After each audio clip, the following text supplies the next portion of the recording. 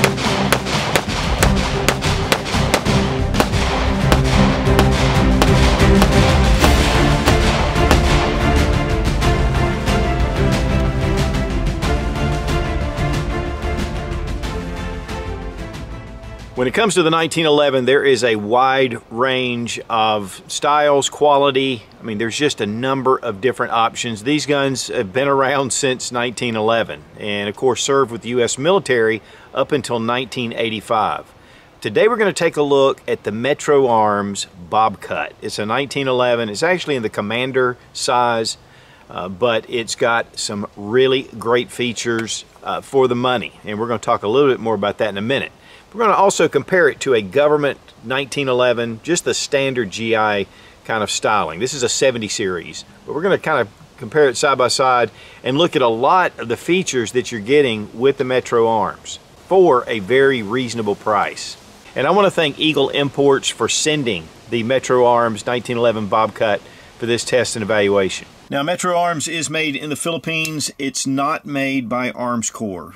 Metro Arms is a separate company and fairly new. I think in 2008 they started up, but from that time they've really built a good reputation for an inexpensive 1911 and yet really good quality standards from what I can see. We do have one 8-round magazine. It only comes with one.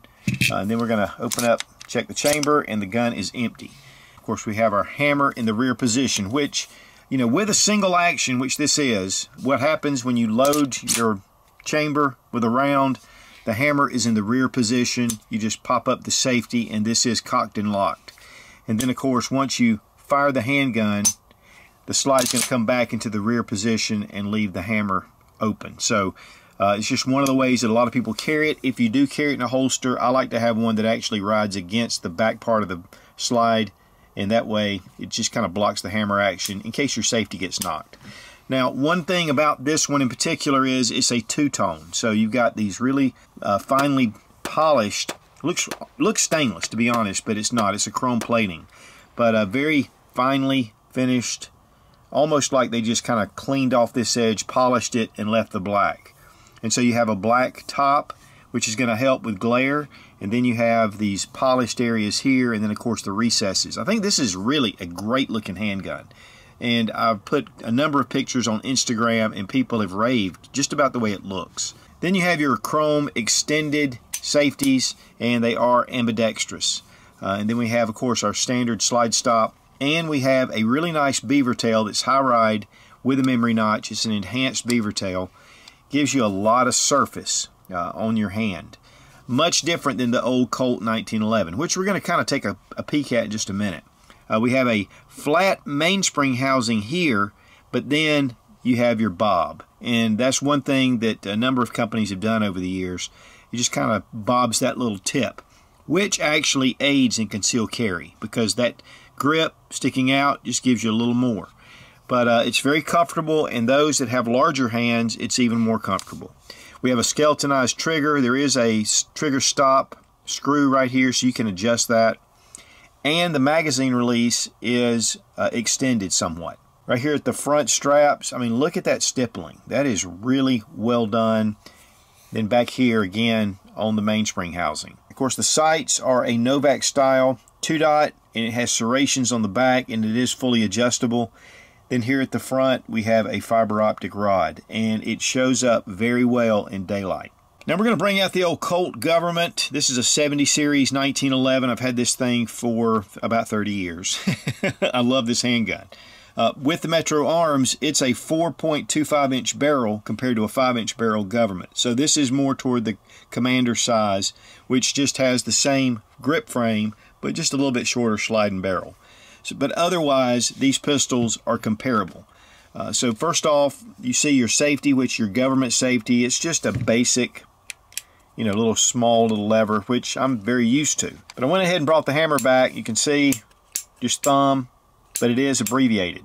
Here the mag release, really low on the government, and of course you can see the extension. Just a basic 1911 trigger compared to the skeletonized trigger and the trigger stop. Low profile blacked out government sights, and again we've got the fiber optic Novak sights. Hammer, we have a spur, and then we have the Commander skeletonized hammer on the Metro Arms. The serrations on the Colt, you can see they're very fine and close together. With the Metro Arms, they're spread out, a little easier to grab.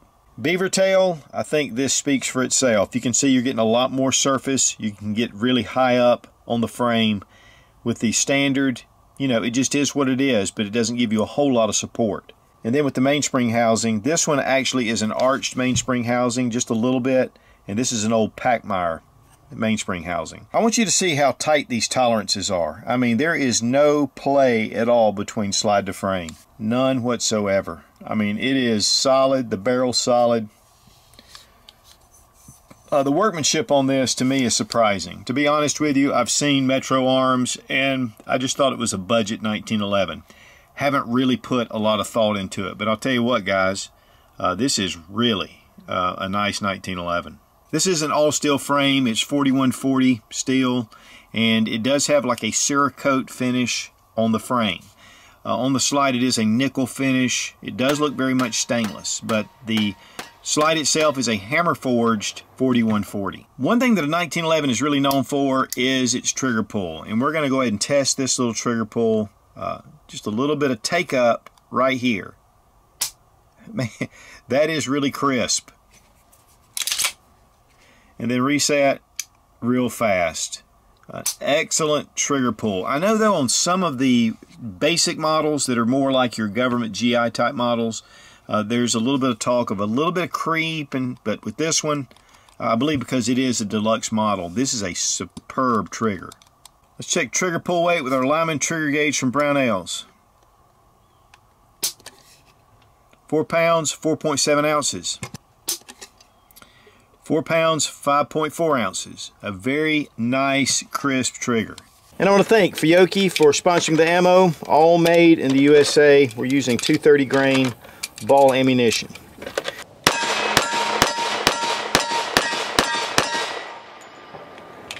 Now we took the Mac 1911 Bobcut down to the range on 2 different occasions. First time we took it down, shot a few rounds through it, just kind of getting an initial feel for it. After about 3 or 4 magazines, we started having a little bit of hesitation once the slide came over the magazine. Then it just continued to do that. So I got in touch with my good friend Robbie Wheaton and told him what was going on, and immediately he knew. He said the ejector just needed to be tweaked a little bit. A lot of times when you're fitting these, it just needs to be tweaked, and he's seen it over and over. So he took it, fixed it, brought it back. Then we had no malfunctions on the second range day. I mean, it shot flawlessly. It's a very smooth shooting 1911. One of the things about it, though, is it's got a lot of tight tolerances. I mean, there is no movement in the slide. I mean, it is a lock-solid firearm. But even with that, we were still getting great reliability. Of course, with that Bobcut, if you have large hands, it definitely will give you a little more, allow you to grip that a little better. But with my hands, I didn't really notice it too much, honestly. And with the front and rear stippling that's going on, and the grips themselves, they're not super aggressive on the grips, but it gave you a nice feel to it because of the front and rear back strap. High ride beaver tail, man, that thing makes a big difference when shooting. Much more than your standard 1911 grip safety.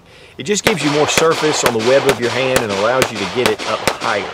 And so, just really a good solid feel, very pointable. The ambidextrous safeties, if you like that, and then the extended magazine release. That's a good option. The fiber optic front sight was very easy to see, and then of course the adjustable Novak style sights in the back just allows you to kind of fine-tune your accuracy.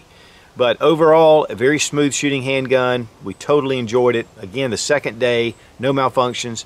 First day, really, it wasn't even, I would consider, a malfunction as much as just something that needed to be tuned. But we really enjoyed shooting this firearm. And guys, to be honest, this gun is absolutely just beautiful.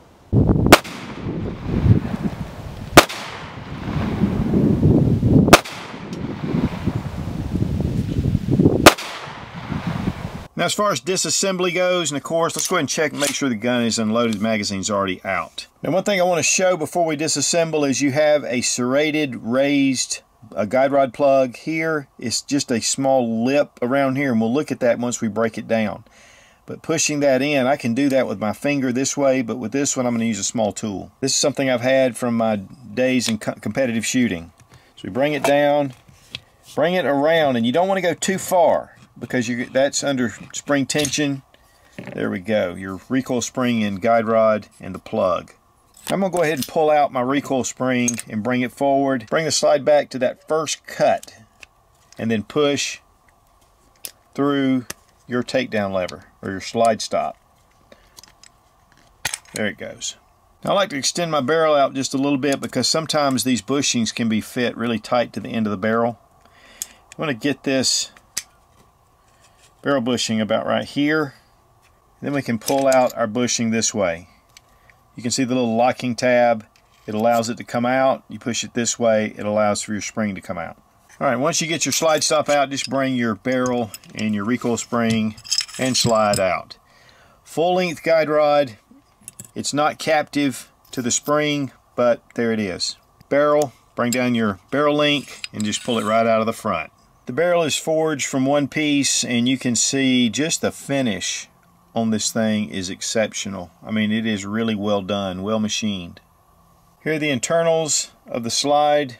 Again, it shows a lot of workmanship that's been done very well. No chatter marks, nothing. I mean, it's just, again, it just shows that this is used new machinery with good equipment.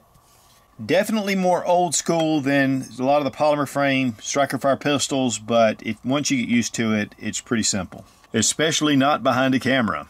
Now, to reassemble, we're going to drop in our barrel. I'd bring in my guide rod first and then bring the spring over because of the length. Making sure that our barrel link is down. Go ahead and slide that over the frame. I like to go ahead and make sure my barrel link is in place and then drop my slide stop just right here, and I hold it into place as I bring back the slide. This is very tight, so we're just going to bring it over the detent this way. With your barrel bushing, slide it in to where it's about 4 o'clock right here on your barrel, and then turn it to about a 9 o'clock position like this. Drop in your recoil spring and your guide rod plug or spring plug.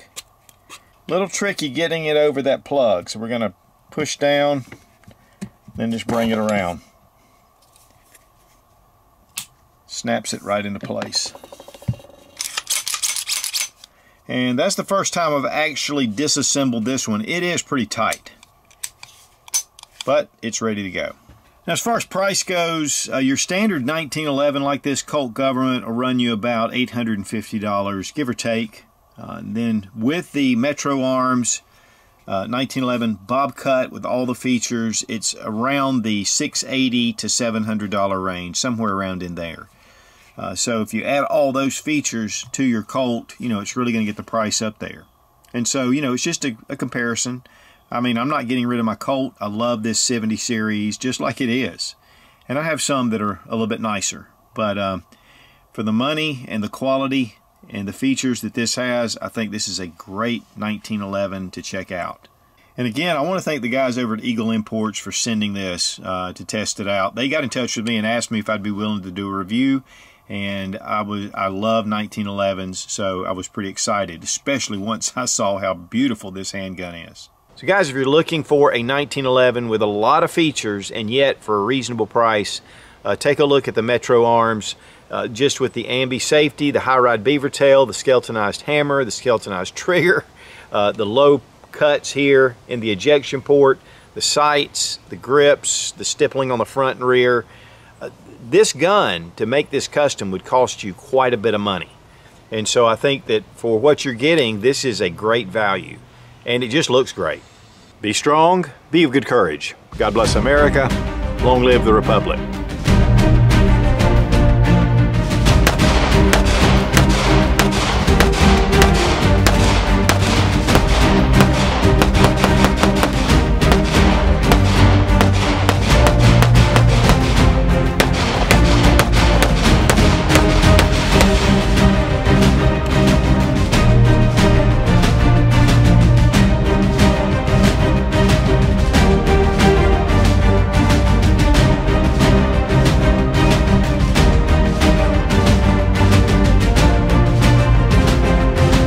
Like an old friend.